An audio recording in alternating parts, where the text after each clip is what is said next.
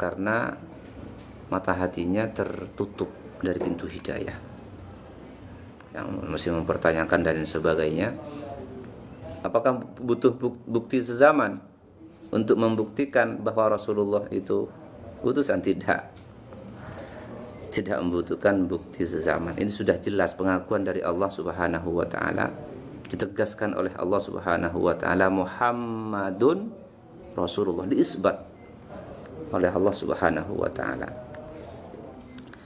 Walladzina ma'ahu asyidda'u 'alal kuffar. Walladzina, dan orang-orang para sahabat, ma'ahu yang bersama Rasulullah, asyidda'u 'alal kuffar, bersikap keras, 'alal kuffari, kepada orang-orang kafir. Penggalan ayat inilah kemudian yang dijadikan hujjah, dijadikan dalil oleh orang-orang yang memiliki pemahaman radikal kiri ya. Radikal itu ada dua. Ada radikal kanan, ada radikal kiri. Ayat ini kemudian yang dijadikan dalil oleh orang-orang yang memiliki pemahaman radikal keras, al-ghuluw ya, fi fahmil Islam. Mereka berlebihan dalam memahami Islam. Sedikit-sedikit bid'ah, sedikit-sedikit kafir, sedikit-sedikit yang seperti itu. Ayat ini dijadikan dalil apa? Alladzina ma'ahu asyidda'u 'alal kuffar. Orang-orang yang bersama Rasulullah bersikap keras kepada orang-orang kafir. Ya. Itu yang dijadikan dalil oleh mereka. Tetapi sebenarnya keras dalam artian di sini bukan keras kemudian menghabiskan, mengintimidasi mereka, tidak. Rasulullah tidak seperti itu. Rasulullah dan para sahabatnya tidak seperti itu. Coba kita baca sejarah, semisal sewaktu Rasulullah di Madinah, Rasulullah hidup berdampingan dengan orang-orang non-muslim. Ya. Rasulullah hidup berdampingan dengan orang-orang non-muslim. Apakah orang-orang non-muslim pada waktu itu diintimidasi oleh Rasulullah, ditindas oleh Rasulullah? Tidak. Tidak demikian akhlak Rasulullah. Bahkan ketika Rasulullah di Taif pun disakiti mereka, disakiti oleh orang-orang kafir, diintimidasi oleh orang-orang kafir, sampai malaikat cemburu, sampai malaikat yang marah menawarkan diri malaikat kepada Rasulullah, wahai Rasul, apakah saya boleh menimpakan gunung ini kepada mereka? Rasulullah menjawab, tidak boleh, jangan wahai malaikat, jangan. Saya berharap dari keturunan anak cucu mereka, keturunan mereka ada yang masuk Islam. Itu Rasulullah Shallallahu Alaihi Wasallam. Jangan kemudian memahami ayat secara literal, ya, hanya melihat ayatnya saja, susunan bahasanya saja. Jangan. Kita harus membaca sejarah, membaca asbabun nuzul, seperti itu. Yang dimaksud dengan asyidda di sini ya keras atau bersikap keras, artinya bersikap tegas. Ya, keras dan tegas itu berbeda loh. Keras itu identik dengan radikal. Kalau tegas kan tidak. Jadi orang-orang yang bersama Rasulullah Sallallahu Alaihi Wasallam bersikap tegas kepada orang-orang kafir. Bersikap tegas. Yang salah tetap disalahkan, meskipun dari kabilah apapun. Dari kabilah apapun yang salah tetap disalahkan. Ya. Karena ada suatu kejadian, ada maling mencuri sesuatu, kemudian dilaporkan kepada Rasulullah, sampaikan kepada Rasulullah. Si maling ini berusaha dilindungi karena berasal dari kabilah tertentu, kabilah yang terpandang lah istilahnya. Berusaha dilindungi. Apa kata Rasulullah? Kata Rasulullah secara tegas menyampaikan, "Lau Fatimah bintu Muhammadin saraqat laqattu yadaha." Andai saja Fatimah putri Muhammad ini mencuri, laqattu yadaha, maka saya sendiri yang akan memotong tangannya. Itu sikap tegas Rasulullah Shallallahu Alaihi Wasallam. Jadi maksudnya asyidda ini Rasulullah Shallallahu Alaihi Wasallam bersikap tegas. Orang-orang yang bersama Rasulullah bersikap tegas kepada orang-orang kafir. Ya, tidak mencela-mencela. Seperti itu. Kalau memang salah ya disalahkan. Kalau mereka menyerang ya secara tegas membela diri, membela agama, membela keluarga, membela negara. Itu yang dilakukan oleh orang-orang yang bersama Rasulullah, yaitu para sahabat. Ruhama'u bainahum, ruhama'u penuh kasih sayang, ya, berkasih sayang, bainahum di antara sesama mukmin. Ruhama'u bainahum, memberi kasih sayang yang penuh kepada antara sesama mereka, sesama mukmin. Waqad busyiratil anbiya'u bimaji'in nabiyyi wa dzikri dzalika fil kutubis samawiyyati. Ini ada kaitannya dengan tadi itu ya. Bukti kenabian Rasulullah sallallahu alaihi wasallam. Bukti kerasulan Rasulullah sallallahu alaihi wasallam itu sebenarnya sudah dijelaskan jauh-jauh sebelumnya di beberapa kitab-kitab samawi.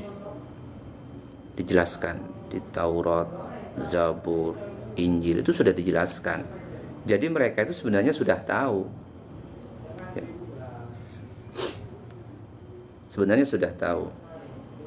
Maka kisah Rasulullah di masa kecilnya ketika dibawa ke Syam oleh pamannya Abu Thalib, ada seorang pendeta rahib yang mengetahui itu, dia langsung tahu, secara otomatis dia tahu. Abu Thalib pada waktu itu berusaha menyembunyikan.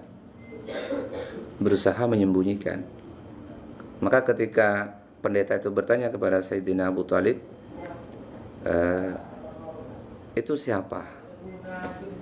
Apa jawaban Abu Thalib? Kata Abu Thalib, ini anak saya. Pendeta itu tidak percaya. Saya tidak percaya. Tidak mungkin anak ini sekarang punya bapak, punya ayah, seperti itu. Nah, di situ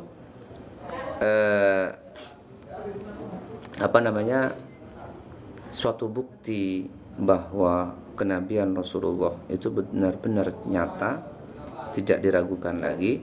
Itu dijelaskan di berbagai kitab-kitab samawi yang lain, Taurat, Injil, dan Zabur. Tetapi mereka menghilangkan atau menutup-nutupi, seperti itu. Mereka menutup-nutupi.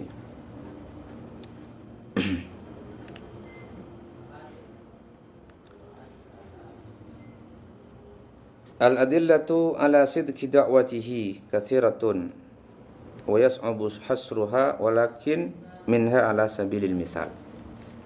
Bukti-bukti kebenaran dakwah Rasulullah itu banyak sekali, tidak bisa kita hitung saking banyaknya. Namun kata Syekh Hisham, di sini dalam kitab ini disebutkan beberapa saja dari bukti-bukti itu.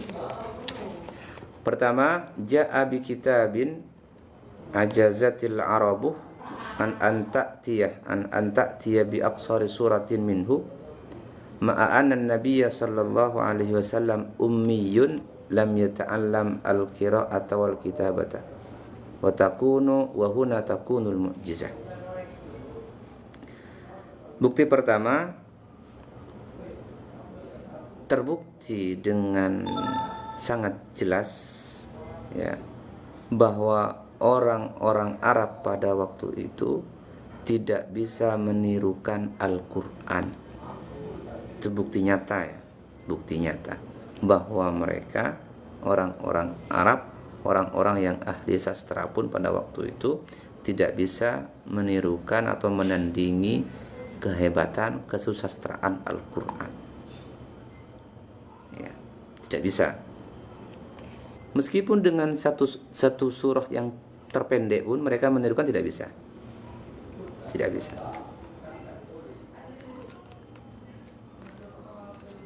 Padahal satu surah yang terpendek pun mereka menirukan tidak bisa. Tidak bisa.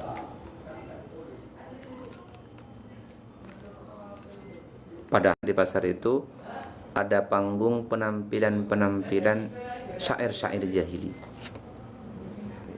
Mereka para sastrawan tampil di situ menyampaikan syair-syairnya. Dengan satu syair saja, dengan satu syair saja bisa elektabilitas seseorang itu diangkat. Ya. Bisa diangkat. Akhlaknya bisa diperbaiki. Dengan sebaliknya dengan satu syair bisa diturunkan, dicaci maki dan sebagainya. Jadi pada waktu itu sebelum Rasulullah SAW diutus, media utama mereka adalah syair, karena mereka memang ahli bahasa, ahli sastra. Meskipun begitu, tidak satupun dari mereka yang bisa menandingi kesusastraan Al-Quran. Ini satu bukti nyata bahwa dakwah Rasulullah Shallallahu Alaihi Wasallam itu bukan dibuat-buat, tetapi betul-betul datangnya dari Allah Subhanahu wa Ta'ala. Kita ketahui dan orang-orang pada waktu itu juga tahu bahwa Rasulullah itu ummi. Ummi di sini bukan artinya tidak bisa berbicara, ya, tidak. Ummi di sini yang dimaksud adalah Rasulullah tidak pernah belajar menulis dan juga tidak pernah belajar membaca kepada siapapun. Itu tidak ada, dan mereka menyaksikan hal itu. Hal itu mereka saksikan bahwa Rasulullah memang betul-betul tidak pernah belajar menulis seperti itu. Dan juga tidak pernah belajar membaca. Ini sifat ummi Rasulullah ini bukan suatu yang menjadi minus ya kepada Rasulullah. Tidak menjadikan minus kepada Rasulullah, kekurangan kepada Rasulullah. Justru menjadikan hal ini positif. Ya. Kenapa? Karena hal ini semakin memperkuat hujjah bahwa dakwah atau Al-Quran itu adalah dari Allah Subhanahu wa Ta'ala. Jadi ya, ajaran yang dibawakan, disampaikan oleh Rasulullah itu bukan dari Kanjeng Nabi sendiri, bukan dari Rasulullah sendiri, tetapi itu atas perintah wahyu dari Allah Subhanahu wa Ta'ala. Itu memperkuat sebenarnya, bukan mengurangi. Itu bukti pertama. Bukti nomor 2, ikhbaruhu bil umamis sabiqah wa hikayatil awwalinah ma'a annahu lam yahdur majalisal ilmi wa lam yasma' lil qassasina wa qad hadathat kulluha mithla hazimatir rum wa ba'daha tantasiru. Yang nomor 2, Rasulullah Sallallahu Alaihi Wasallam menceritakan, menyampaikan tentang kisah-kisah umat-umat terdahulu. Itu disampaikan tentang kisah Nabi Soleh, disampaikan juga tentang kisah Nabi Adam, tentang kaum Ad, tentang Nabi Lut.